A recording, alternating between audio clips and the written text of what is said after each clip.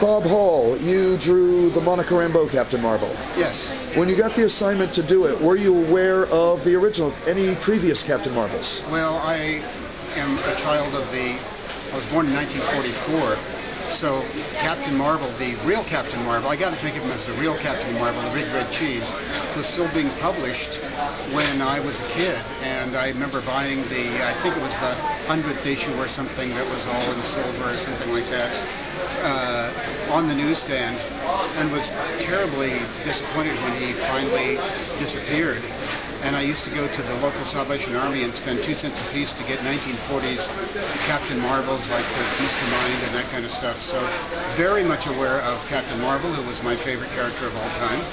And but I always considered her like totally different character. You mean Monica Rambeau? Monica Rambeau. When I was doing that, I think I drew her in the Avengers.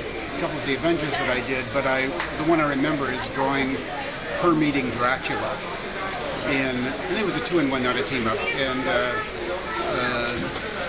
it was just a great character. The idea of she met Marie Laveau, and for various reasons having to do with needing blood, took off for 17th century France and met Dracula when he was running around then. So it was great fun to draw, but it's really hard for me to think of anybody else as Captain Mar-Vell but Billy Batson. So.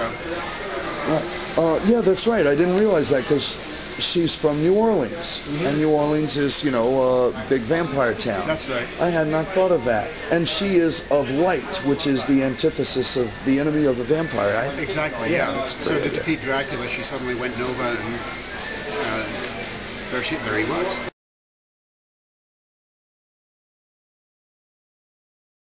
Well, only in the sense, I've got to confess at that point that it was a thrill to see Buscema and Tom Palmer doing the Avengers again, because that was always my favorite team on the book. So.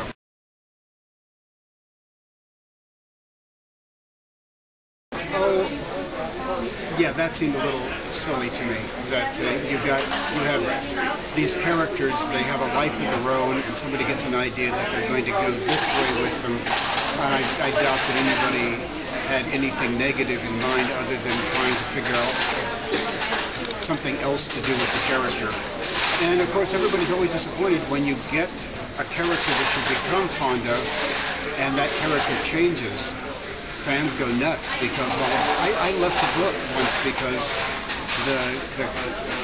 the editor told me certain things about the character that I had been drawing for 2 years, and I said, well, that's great, but it's not the character that I'm writing and drawing. So those things happen.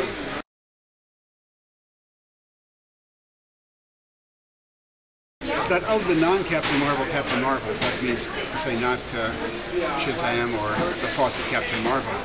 I liked the original Captain Mar-Vell as a character just because he was an enigma, an enigmatic character that I don't think anybody really knew who he was, and so each incarnation was a slightly different character, speaking of characters that became different, and I thought that everybody that did him handled it a slightly different way, which can be kind of interesting, right up to Starlin giving him cancer, So I liked that character a lot, and it appealed to me that he had a properly bred costume eventually, reminiscent of the Captain Mar-Vell of my childhood. Yeah.